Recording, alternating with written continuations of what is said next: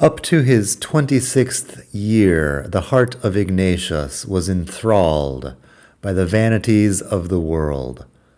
So begins the autobiography of Saint Ignatius of Loyola, dictated by the saint himself between 1553 and 1555 in Rome and Genoa, for some reason, in the third person. His special delight was in the military life, and he seemed led by a strong and empty desire of gaining for himself a great name. Ignatius goes on to describe his role in the Battle of Pamplona, part of a war between kingdoms in 1521. After the walls were destroyed, Ignatius stood fighting bravely until a cannonball of the enemy broke one of his legs and seriously injured the other. When he fell, the citadel was surrendered. Gravely wounded, Ignatius was borne on a litter back to his hometown of Loyola. There, his doctors decided that the leg should be broken again, that the bones, which had knit badly, might be properly reset. He submitted to have his flesh cut again. This must have taken more than a little bravery in the days before anesthetics or antibiotics. During the operation, as in all he suffered before and after, he uttered no word and gave no sign of suffering, save that of tightly clenching his fists. In his book, The Basque History of the World, author Mark Kurlansky suggests that Ignatius of Loyola is the most famous of all Basque people. Born in 1491 as Íñigo, the youngest of 13 children in a noble Basque family, he spent his youth seeking military fame and also gambling, dueling, and pursuing young ladies. But everything changed when he was hit by the cannonball that ricocheted off a wall in the citadel of Pamplona. Still recovering from his wounds and his many surgeries, Ignatius's mind returned to how he would someday court a noble lady, performing warlike exploits to please her. His plans in the beginning were for a life at court. He even went through yet another painful surgery to remove a protruding bone, which he thought would make him look too deformed to be an attendant to the king. But without any novels available during his long recovery, he ended up with a book on the life of Christ and another called Flower of the Saints. Reading and rereading, his mind began to turn towards spiritual thoughts. Hey everybody, it's Daniel. Welcome back to Spain to Go, the best podcast in the entire multiverse for all things Spain. This is episode 132, and as usual, I'm coming to you from beautiful Barcelona. Today, the topic is Saint Ignatius of Loyola, who I have a couple of reasons for writing about. First off, let's give a couple of shout-outs. Shout out to Frank from Texas. Frank says, hello from Texas. I appreciate your work. I have been to Spain a few times. I have found the information you provide to be both entertaining and informative.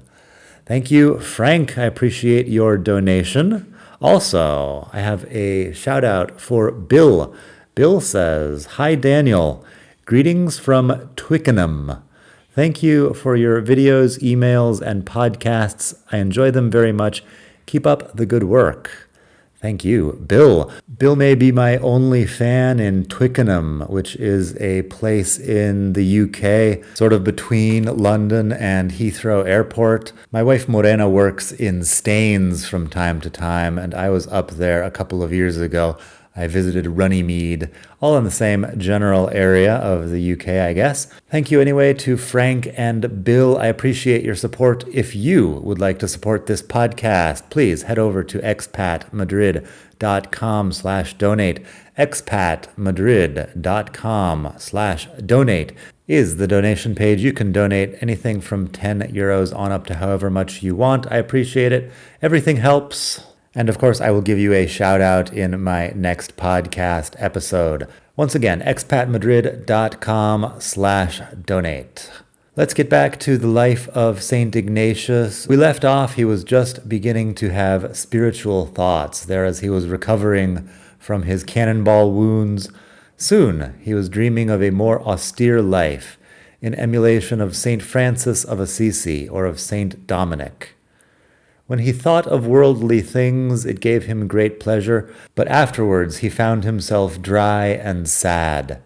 But when he thought of journeying to Jerusalem and of living only on herbs and practicing austerities, he found pleasure not only while thinking of them, but also when he had ceased. When he was finally well enough, he began his pilgrimage to the Holy Land, buying a piece of sackcloth to make himself a new penitential garment along the way. Filled with the liveliest abhorrence of his past sins, he stopped in Montserrat at the Benedictine monastery on the mountain. There, he hung up his sword before Our Lady of Montserrat, symbolically renouncing his old life as a soldier. In case you are unaware, Montserrat is a famous site for Catholic pilgrimage. It's now about an hour's ride from Barcelona by train. The 12th century statue of Our Lady there is replicated in many other Catalan churches. La Moreneta, as she is known, is the patroness of Catalonia and an important symbol of Catalan identity. From Montserrat, Ignatius proceeds to Manresa, a town in central Catalonia, where he stayed for about 10 months, begging, praying in a cave, and writing part of his now famous Spiritual Exercises. I am no saint, but like Ignatius, I have spent plenty of time enthralled by the vanities of the world. However, over the last several years, I found myself losing interest in mundane things, and in most of the modern forms of self-indulgence, really. Long story short, I've come to see that many of the problems people claim to have in today's world are not material or political, but spiritual. The epidemics of anxiety and depression are real, and they won't magically go away with a new tax on billionaires or a new party in government, obviously. On the other hand, spirituality might have a solution. Most religions aim for self-transcendence. You and your desires are not the center of things.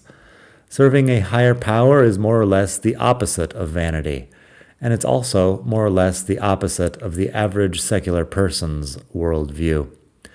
I didn't used to think this way, but at my current age, it's starting to look like religion had it right all along.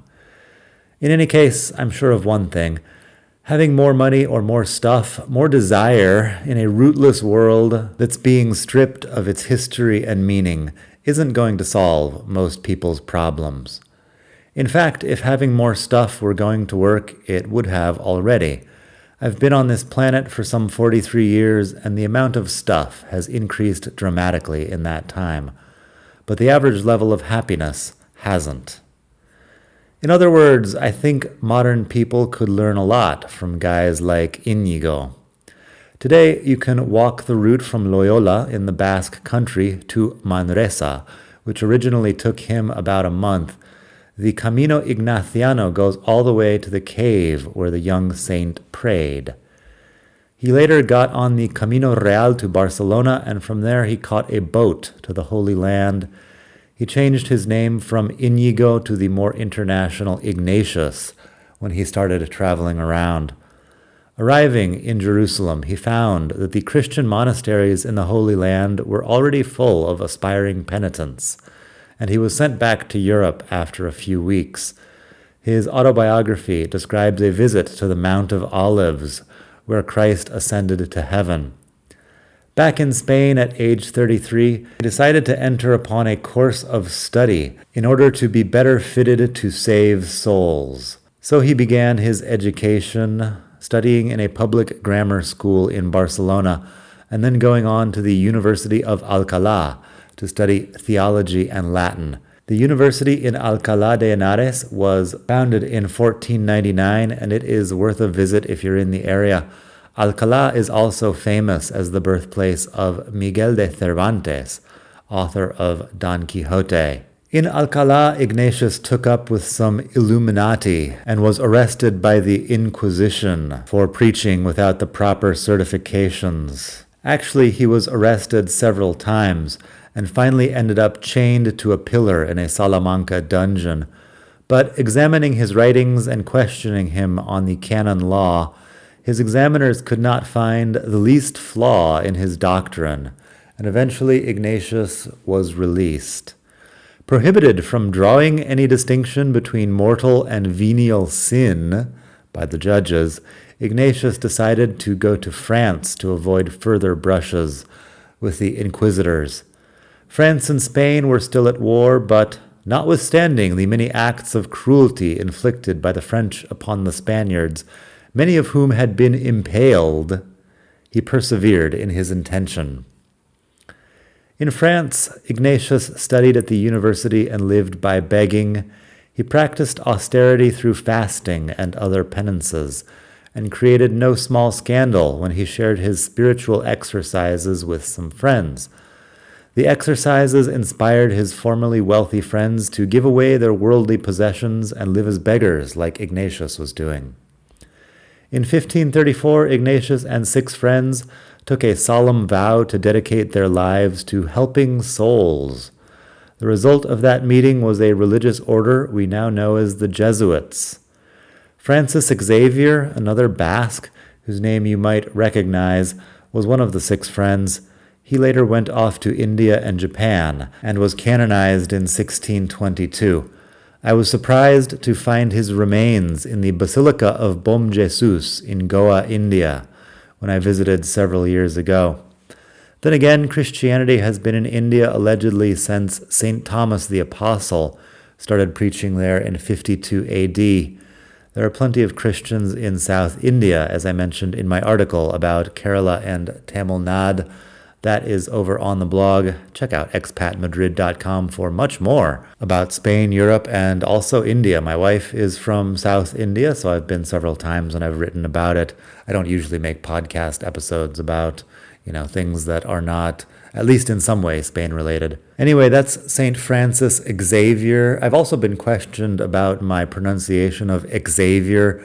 That's apparently just how we pronounce it in English. I am well aware that the X at the beginning of that name should be pronounced like like Javier. There are lots of Spanish guys named Francisco Javier, which I never associated with a saint, but I guess that's what the name refers to. Javier in Spanish is usually with a J, and people who spell it with an X might be Chavi. Anyway, for some reason, when we're pronouncing this name in English, we say Xavier. In a letter to Xavier around this time, Ignatius used the Latin phrase ite, inflammate omnia, meaning go, set the world on fire. It's an expression that is still used today. However, the Jesuits' official motto is ad maiorem Dei gloriam, for the greater glory of God. Eventually, after many run-ins with the Inquisition, Ignatius's activities got the official approval of Pope Paul III, and the rest, as they say, is history. Ignatius died in 1556 at the age of 65 and was canonized in 1622, along with his old friend Xavier and 2 other notable Spaniards, Isidro of Madrid and Teresa de Avila. The spiritual exercises start off with an examining of one's conscience. It's an interesting experience to go through. I recommend giving it a try. Laying my life up to this point against the 10 Commandments, I don't fare very well. And with the 7 deadly sins, it's even worse. I've committed all of them many times, some more than others, some continuously for years. Sitting a couple of weeks ago in a church named after Our Lady of Montserrat here in Barcelona, I realized that our materialist society doesn't find anything wrong with greed, sloth, envy, wrath, gluttony, lust, and pride. With the possible exception of sloth, these states of mind are actively encouraged for everyone, all the time. In the words of British author Paul Kingsnorth, the pursuit of these vices is no longer something to be confessed or repented. It is the very thing which drives our notion of progress forward. For greed and envy, we can look at Instagram. For lust, basically anywhere. For wrath, we have the whole clickbait media that profits from our anger. You see where I'm going with this. According to most accounts, the worst of the 7 sins is pride. Pride is what leads us to all the other vices. It's what makes us think that for some reason, as modern enlightened people, we can safely ignore thousands of years of spiritual thought and wisdom and just do whatever we want. Are people still saying YOLO? Here's Paul Kingsnorth again. A value system which glorifies wealth and accumulation, which builds itself on a platform of want, which inflames and creates more of it daily. This is what every spiritual tradition in history has warned against, and with good reason. That's from his book, Against the Machine, which you can check out if you would like. Today, our whole economy runs on creating desire, but wanting more and getting it will never make you happy in the long term.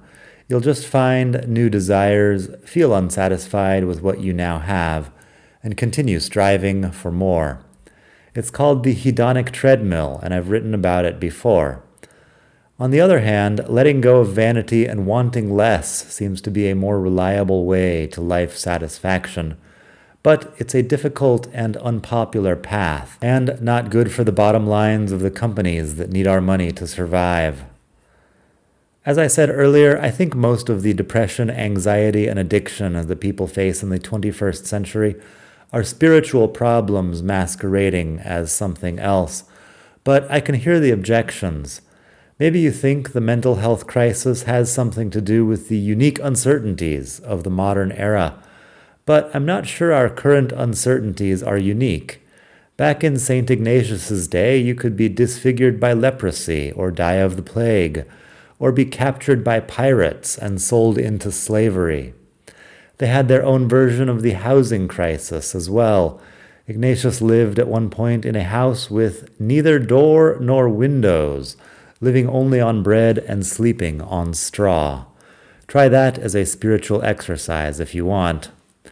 There was no golden age of full employment, affordable housing, and reasonable politics, no age without uncertainty. That's just an illusion created by nostalgia. Read any history book for more detail. Miguel de Cervantes, who I mentioned earlier, was incidentally captured by pirates and sold into slavery in 1575. That was several decades after Ignatius, but they were at least from the same century.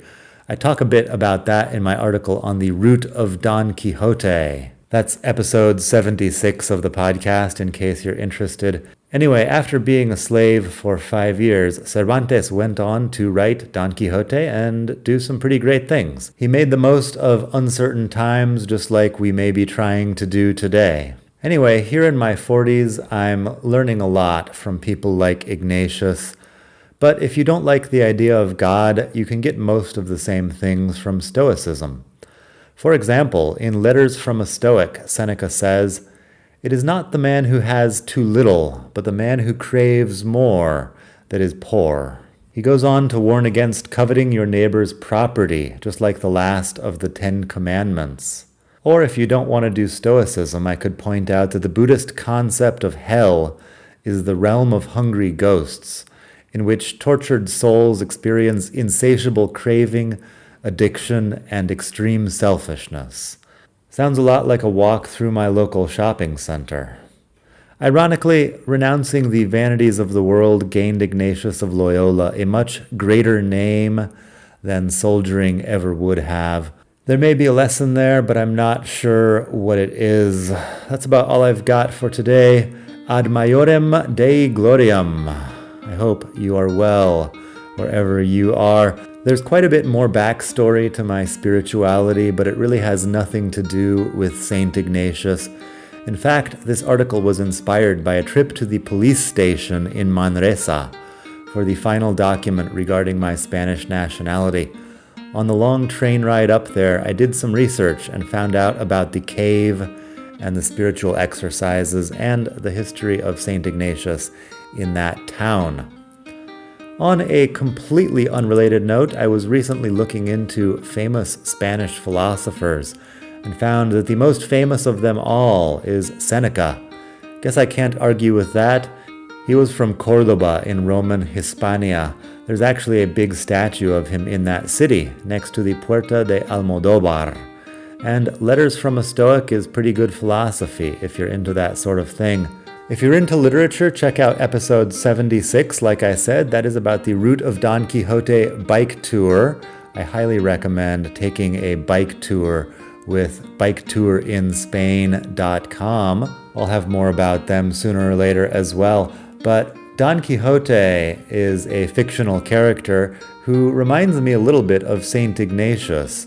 He's sitting at home reading books about knights doing great deeds, and he just decides he's going to go out and do his own great deeds, just like some of the knights in his stories. Actually, it turns out that one of Ignatius's favorite books before he got all spiritual was Amadis of Gaul, which is one of these books that Don Quixote is always talking about. So I guess there are overlapping influences there.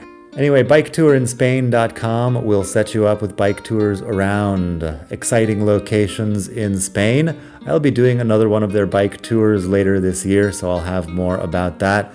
But you can head by biketourinspain.com for more information about their different routes. You could also go to expatmadrid.com/walks for walking tours in Spain and other places in Europe. These are easy urban walking routes, not feats of athleticism like the bike tours. So if you're looking for something calming, expatmadrid.com/walks. I did the Prado Museum tour a couple of years ago. It was amazing. They let you in an hour before it's open, so you're there with like a group of 5 or 6 people in the completely empty museum. Fantastic experience. They also do things up here in Catalonia and in other places in Europe.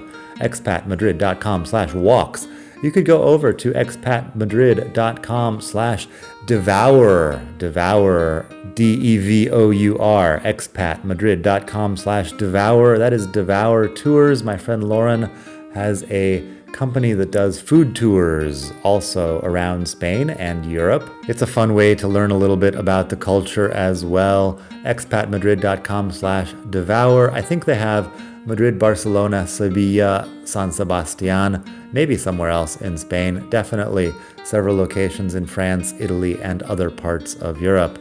So expatmadrid.com/devour. Walks Tours and Devour Tours are affiliate links, so if you sign up using those links, I will get a small commission. Or if you prefer to support this podcast directly, head over to expatmadrid.com/donate. You can donate any amount from €10 on up. I appreciate it, and I will give you a shout out in our next episode. Also, if you have some sort of Spain-related business and you would like to sponsor me, I am willing to talk about it.